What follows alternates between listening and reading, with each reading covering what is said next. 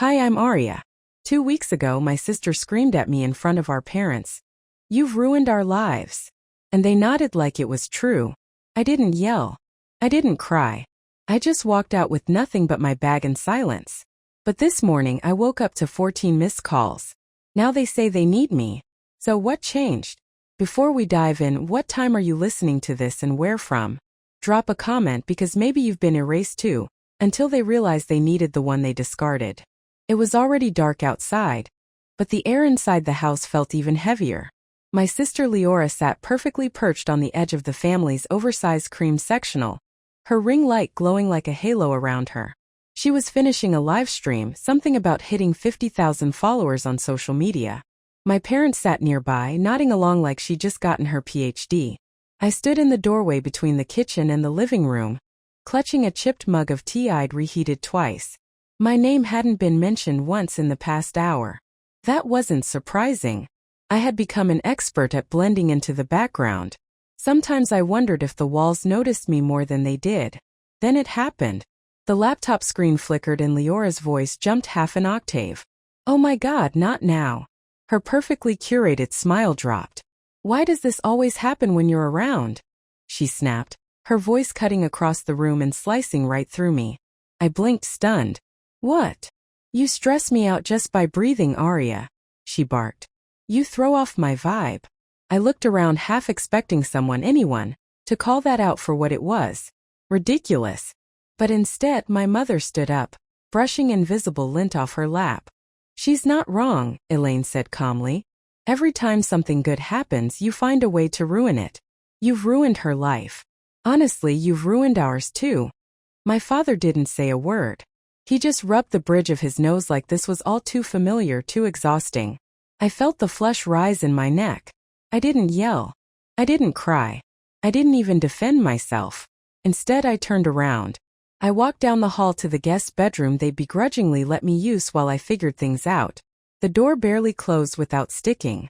The carpet smelled faintly of dust and air freshener that had long expired. I moved quietly, robotically, stuffing a few essentials into a backpack I hadn't touched since college. I didn't pack anything sentimental. No framed photos, no cards, no letters. I'd stopped writing those years ago when I realized no one read them. 15 minutes later, I was out the door. No one asked where I was going. No one asked if I'd be back.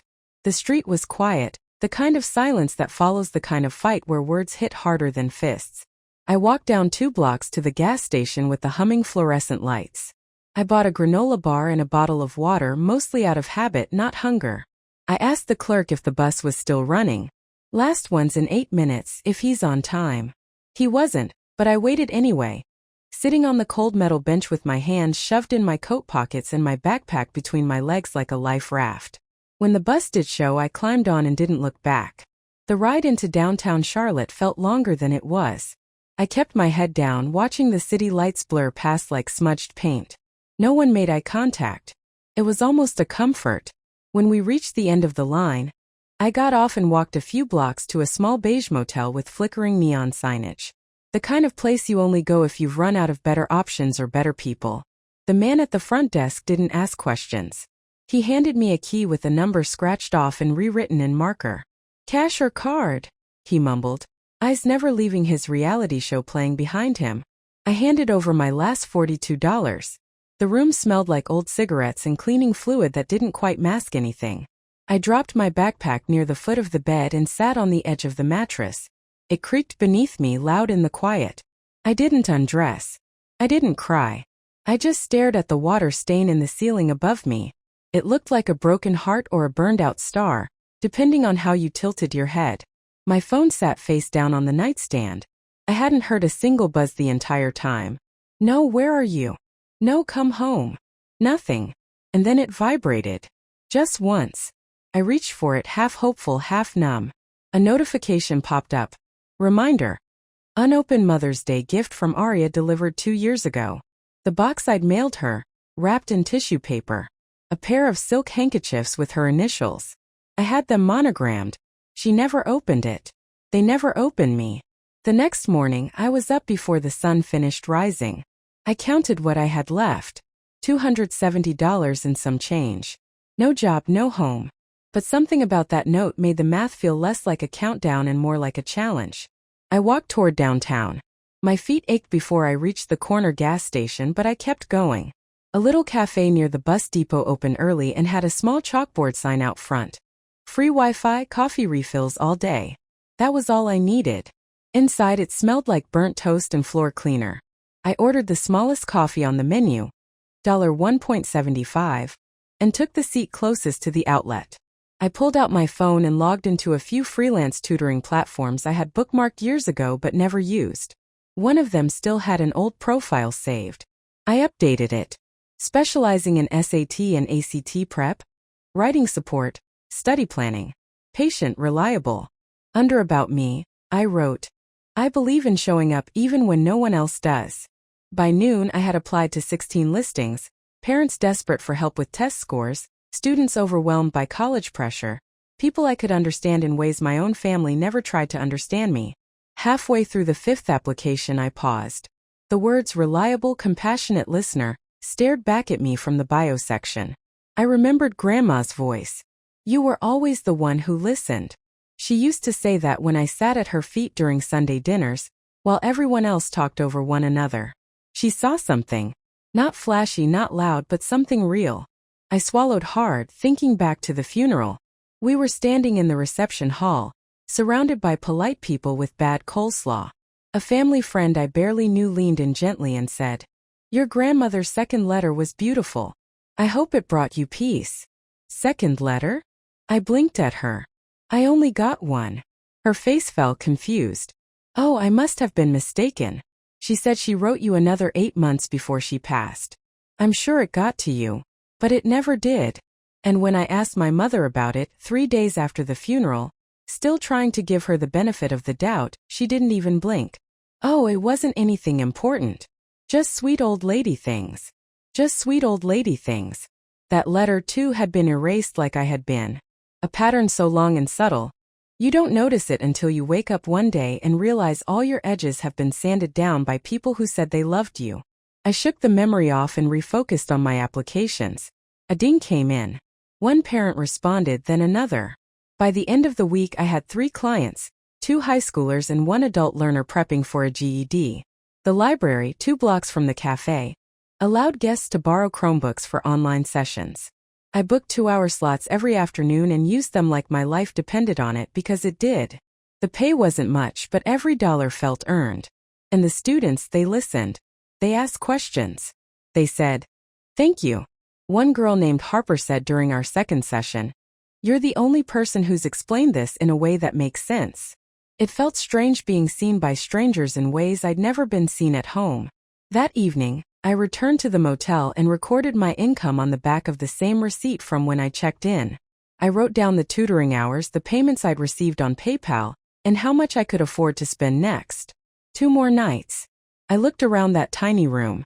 It smelled faintly of bleach and damp curtains, but it was mine for now, and that was enough. For the first time in years, I felt the slightest thread of pride uncoil in my chest. They never noticed what I was building, I said aloud to no one, because they never thought I could. It wasn't just bitterness. It was clarity, cold and clean. I lay down, still wearing my jeans. Too wired to sleep. The motel buzzed with faint conversations through the wall, and the whir of a vending machine outside. Just as I was about to put my phone on silent, a post popped up on my feed. Family is who shows up when it matters. Don't ever forget that. It was Leora's caption. Her face gleamed next to our mother's, both holding glasses of something bubbly. I barely registered the fake smiles before my eyes locked onto something behind them. A photo on the wall. The family portrait. But I wasn't in it. I stared at the photo, my thumb instinctively zooming in. My eyes locked on the familiar hallway wall. Same textured beige, same soft shadow from the hallway lamp. But the frame was different. Gone was the old family portrait we took when I was 16, back when everyone still pretended I belonged. In its place, a glossy new photo. Leora in the center, of course. Mom on one side, beaming in her cream cardigan. Dad, stiff but smiling as if coached. Even the dog, Pip, the golden retriever they got after I moved out, sat proudly in front. It looked like a campaign ad for some Hallmark version of Our Family, only I wasn't in it. Not a mention, not a trace, Just a clean, cheerful slice of life trimmed to remove the messy parts. I didn't cry. I thought maybe I would, but all I felt was a slow rising heat in my chest. Not sadness, not quite rage either. Something quieter, heavier. Like watching someone throw away a letter before reading it and realizing it was yours. I sat on the edge of the motel bed, the phone still glowing in my hand. A few years back, I might have told myself they probably just needed a smaller frame, or maybe they didn't realize I'd notice. But not this time. This wasn't an accident. It was official. I'd been erased. Not metaphorically, not emotionally, physically. I scrolled back to other photos on Leora's page. Throwback to the good old days. Family dinner last Sunday, grateful for my tribe. There I was, always barely in frame or cropped out entirely. And now I was just gone. A wave of memory pulled me under. I was 9, standing on a stool so I wouldn't be too short for the group photo at church. Everyone laughed when Leora joked. Arya always looks like she photobombed us. That time Mom did defend me, kind of. She said, she's just shy, that's all. But they moved me to the end of the lineup anyway. Out of frame was easier. I blinked away the memory and reached for my tote bag, needing to distract myself. I began organizing my tutoring inquiries, replying to students, filtering messages. It was busy work until I opened the spam folder. There it was, a subject line I nearly missed. Re-Family Podcast Opportunity, sent by Leora. I had been CC'd. My stomach clenched. I opened it. A short professional note to a PR rep pitching an episode featuring modern family dynamics through the lens of resilience and social media influence. And then at the bottom, my sister. She's just bitter and emotionally unstable. We don't talk for a reason. I don't want her involved. It's taken years to rebuild the family's image. My hand tightened around the phone. I could hear the ringing in my ears. I reread the line 3 times, each word louder than the last. Bitter. Unstable. Rebuild. I didn't cry. I didn't scream. Instead, I took a screenshot, then another. Then I printed the email from the library the next morning and taped it on the motel wall, right next to Grandma's letter. The words sat side by side like a before and after. One believed I could build. The other believed I didn't matter enough to be seen. I grabbed a pen. On the motel notepad, I started mapping it all out. Dates, comments, moments, the slow eraser, the dismissals, the behind-the-back insults that had finally come out in writing. It didn't feel petty anymore. It felt necessary. Later that week, a message popped up from a Dallas-based SAT prep group. They'd reviewed my profile and wanted to onboard me for virtual sessions. $75 per student, a number I hadn't seen in years. It meant I could stop living off dollar coffee and hope. I accepted the offer without celebration. No jumping, no smiling, just a steady kind of satisfaction, the kind that stays quiet because it doesn't need to be seen. By Friday evening, I had enough to put down for a small room in a shared apartment a few miles out. Not a palace, but something with a door that locked and no blinking neon sign outside. I sat on the bed, tracing the edge of the printed email with my thumb. I wasn't angry anymore. I was awake. There's a difference. A knock on the motel door startled me. Sharp, hesitant. I stood slowly and opened it. There she was, Rhea, my former best friend.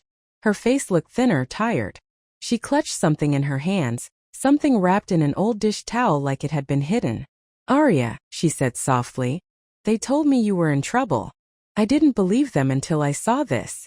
I stepped aside to let Rhea in, and she hesitated like she didn't belong, like crossing that threshold meant betraying someone. She held out a small envelope, the kind I used to buy in bulk from that stationery shop near the library. My name was written on it in my own handwriting. Soft, rounded letters I hadn't used in months. My chest tightened. It's still sealed, she whispered. Arya. I found it in your mom's desk under a stack of expired coupons. I didn't reach for it right away. I just stared. I wasn't snooping, she said, setting it gently on the little table by the microwave. I was dropping off something for Leora. Elaine had me waiting in the kitchen, and it was sitting there like it meant nothing. I finally picked it up. The envelope hadn't been torn or wrinkled. It looked exactly like it did when I walked it to the mailbox last year, my mother's birthday. I'd saved up for weeks just to load a gift card to her favorite cafe, and wrote a letter inside about second chances, about trying again, about maybe healing. She never opened it. Rhea sat down across from me. Her mouth open like she wanted to say more but didn't. I slid a fingernail under the flap. The paper peeled back without resistance. I pulled out the card and the note, unfolded the soft pink sheet. Mom, if there's still a space in your heart for me, I'd like to sit there again. Not asking for everything, just a call back. I miss our Tuesday talks. I miss you. Love, Aria. I read it twice. Then I folded it back. I didn't say anything. I couldn't. Even the words I sent them didn't matter. Not enough to open. Not even enough to throw away. Just tucked under coupons and forgotten. Like a scratch-off that didn't win. Rhea finally spoke. That wasn't all I found. She reached into her tote and slid a few printed pages across the table. Leora's new site, the Success Academy, or whatever she's calling it. I used to help you build this stuff, remember? I'd know your voice anywhere. I scanned the first page, then the next. My breath caught. She'd lifted it all. The intro text, the diagnostic rubric I'd spent months refining, even my diagrams. The same layout, same color palette. Only now it was under Leora's name, her photos, her brand. She said you gave it to her, Rhea added quickly. I knew that was a lie. I laughed. One of those short, breathless sounds that die before they reach your throat. Even my sidebars, I muttered. Even the section headers. My voice shook, but I stayed still, like movement would let the betrayal crack wider. Rhea sat quietly while I took it in. A few hours later she left, hugging me tightly, then slipping out the door with tears in her eyes. The room was quiet again. I sat on the floor, my back against the cheap wood-paneled wall. No music, no TV. Just the hum of the mini-fridge and the occasional creak of the pipes. Then came the buzz. The phone screen lit up. Missed call. Martin, my father, then another. And another. I watched as the count ticked up to 14. Voicemails followed. I didn't listen at first, but curiosity peeled me open just enough. The last one was from my father. His voice was weary. Aria, your sister's getting dragged all over the internet. Some blog picked up the story. They're calling it plagiarism. People are mad. She's saying you're lying, but we need your help to calm it down. She's not handling it well. No apology, no acknowledgement, just the usual pattern. We need you when it burns. I didn't answer. I didn't even text back. I just sat there, phone on my lap, screen still lit, then dark, then lit again. The buzz felt like a mosquito at the edge of sleep. Persistent, nagging, never letting up. They only ever call, I whispered to the silence, when I can fix what they broke. My arms felt heavy. I leaned forward, resting my forehead on my knees. I hadn't cried yet, but this wasn't tears. This was something slower, sadder.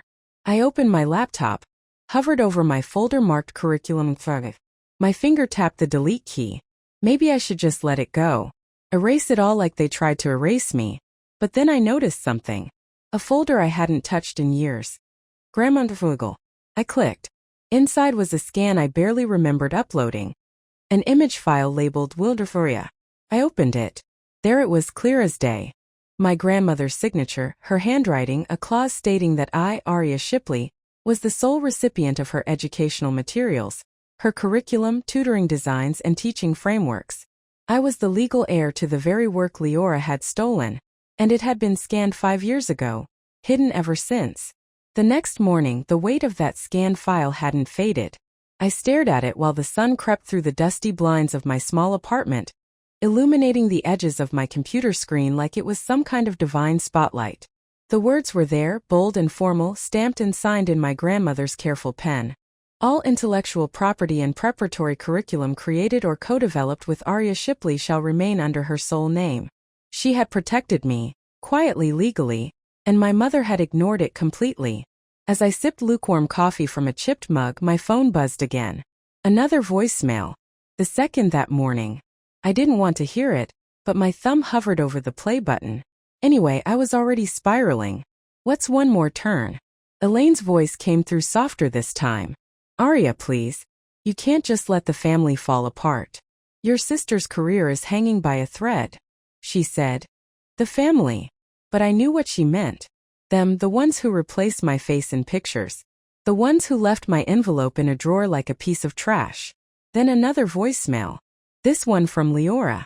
Her voice cracked with panic. You're just bitter. You're always bitter. We gave you everything and this is how you repay us. I could almost see her pacing around in some pristine room, mascara trailing down her cheeks, blaming me like she always did. We gave you everything, she said. What a joke. You erased me and still expect me to be your savior. I whispered into the silence. My hands were steady as I printed the will. No drama, no tears, just clarity. I pinned it to the wall next to the email screenshot and the faded note from Grandma. One was typed, one was printed, one was written by hand. All of them told the same story. I'd been erased, and now they were demanding I paint myself back in just to fix their mess. I stared at that wall for a long time. By lunch I'd made up my mind. I looked up a lawyer in Austin who specialized in intellectual property and quietly booked a consultation. When I arrived, I brought the printout and spoke in a calm voice. I'm not asking to sue, I told her. Not yet. I just want this documented, verified, and publicly filed. I want ownership to be formal and known. The lawyer, a woman in her 50s named Celine, raised an eyebrow after reading the will. You don't need a lawsuit to take back what's yours, she said, tapping the page. You just need a notice. I left her office with paperwork in hand, sunlight warming my back, and something inside me I hadn't felt in years, control. But peace? That didn't last long. That night there was a knock. 3 raps, firm, familiar. I looked through the peephole and nearly stepped back in disbelief. Elaine, Martin, and Leora. I opened the door but didn't invite them in. We stood in the narrow hallway.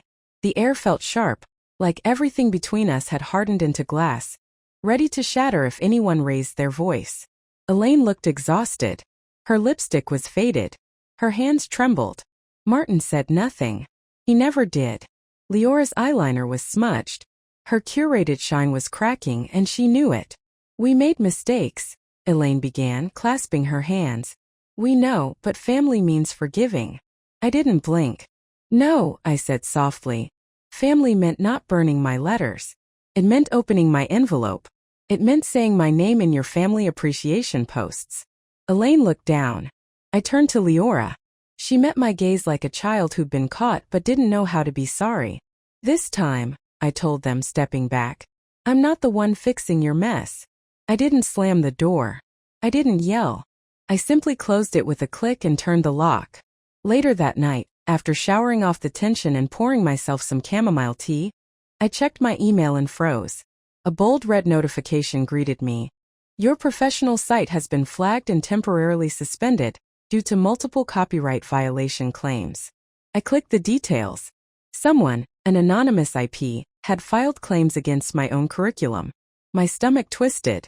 They'd come back for me. Not with words, with paperwork.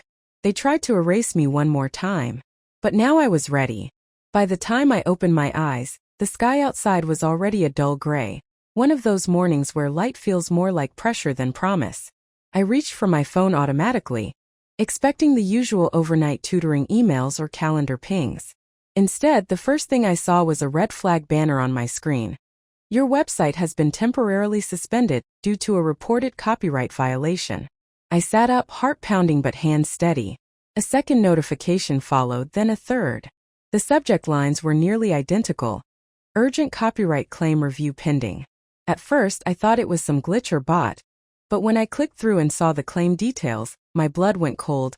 Proprietary content in use without consent. There was no sender name, just an anonymized IP address tied to the complaint. But Celine, my attorney, was already ahead of me. Within the hour, she called. It traces back to Leora's branding agency, she said flatly. It's not a coincidence. I didn't scream. I didn't cry. I took a breath, opened a new folder and began. I took screenshots of every page, every timestamped lesson, every outline, every diagram I'd created. I retrieved the PDF of my grandmother's will, highlighted the exact clause that secured the intellectual property. I even included early drafts I'd saved on a cloud backup, dated before Leora had even launched her academy. I wrote the counterclaim with the tone of someone who had nothing left to prove. I don't scream anymore. I typed to myself while organizing the files. I document. That same afternoon, I sent an email not just to the board hosting my platform, but to all my tutoring clients and professional contacts. No dramatics, no accusations, just a clean, composed message. In light of recent confusion, please find attached original course materials, timestamps, development drafts, and my legal rights to the content as secured through notarized family documents. I appreciate your continued trust. A few replies rolled in within minutes. Most were supportive. A few expressed surprise, but one message stopped me cold. A parent I had worked with the previous fall. A single mom from Houston wrote, "Your course saved my daughter's future. Don't let them take this from you." That one I printed. I placed it next to the will on my wall. One paper born of blood, one born of effort. Together they meant something real. By evening, the storm had started brewing. This time not mine. Leora posted a cryptic update on her main page. People love to take credit once the hard work's done. Funny how that works. But the internet wasn't buying it this time.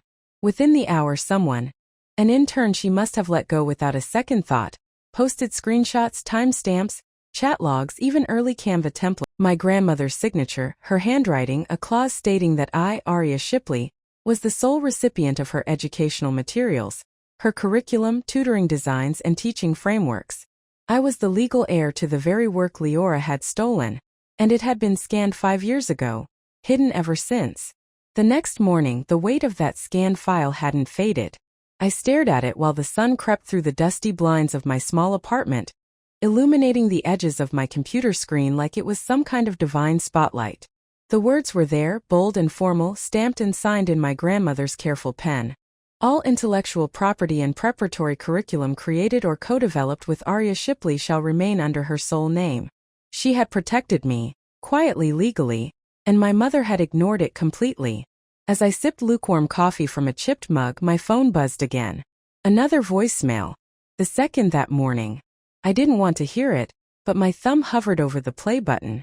Anyway, I was already spiraling. What's one more turn? Elaine's voice came through softer this time. Aria, please. You can't just let the family fall apart. Your sister's career is hanging by a thread. She said. The family. But I knew what she meant. Them, the ones who replaced my face in pictures. The ones who left my envelope in a drawer like a piece of trash. Then another voicemail. This one from Leora. Her voice cracked with panic. You're just bitter. You're always bitter. We gave you everything and this is how you repay us. I could almost see her pacing around in some pristine room, mascara trailing down her cheeks, blaming me like she always did. We gave you everything, she said. What a joke. At first I didn't click, but curiosity or maybe defiance got the better of me. My sister stole everything from me and turned our family against me. The username was generic, but the phrasing, it was textbook Leora. The narrative flipped. Now she was the victim. Now I was the jealous sister out for revenge. The comments were brutal. Wow. What kind of person does this to family? Ungrateful much. Can't believe some people will tear down their own blood over a little attention. I almost closed the page. Almost. Then I saw one comment near the bottom. Funny how the receipts always show up when the loud ones overplay their hand. It stopped me cold. It wasn't loud. It wasn't long. But it reminded me. I had the receipts, all of them. I didn't waste another second. I pulled up my webcam, kept the room dim. No makeup, no angles, just me. And I spoke not with anger, not with apology. I placed the printed will in front of me. Read the paragraph aloud, the clause about ownership. I showed the sign page, then screen shared the original curriculum files, the drafts, the timestamps, the side-by-side comparison of her rebranded content, and finally the emails, the one from her agency, the one from her PR team, all with my name scrubbed out. When I finished, I looked directly into the lens. They say silence is strength, I said quietly. But sometimes truth needs a voice. This is mine. I didn't add music. No dramatic cut. I didn't ask for support or sympathy. I just clicked upload and let it go. Within 2 hours, my phone didn't stop buzzing. Old clients shared the video. This woman helped my son pass his GED. She worked with my daughter when no one else would. She's the reason my kid got into college. A teacher I'd collaborated with reposted my slides. A blogger I'd never met stitched the video on TikTok, praising the calm clarity. Even the Reddit moderators took action, labeling the original thread a misrepresentation and locking the comments. Something was shifting slowly but undeniably. Late that night, I got a voicemail from my mother. Her voice was low, not performative, just tired. "We're sorry. Not for everything, maybe not yet, but for now. For letting it happen. You didn't deserve that, Arya." She didn't ask me to call back, and I didn't. That part of me, the one that wanted to hear those words since I was 9 years old, didn't jump. It didn't reach. It just listened and let it settle. A few hours later, there was a knock on my door. No one I knew had said they were coming. I opened it slowly. A delivery man stood there holding a small box and a clipboard. "Certified," he said. "Signature required." I signed, closed the door, sat on the edge of my bed and peeled back the seal. Inside was a single envelope, legal-size cream paper from Leora's lawyer. I opened it and read, "Proposed settlement agreement enclosed, confidentiality required. Full rights and name restoration in exchange for non-disparagement." They were offering a deal, a silent end, a trade. But they were wrong about one thing. Silence didn't protect them anymore. Just bought my answer. The check didn't tremble in my hands. It was heavy, yes, 6 figures worth of forgive and forget. But my fingers stayed steady as I unfolded the NDA behind it.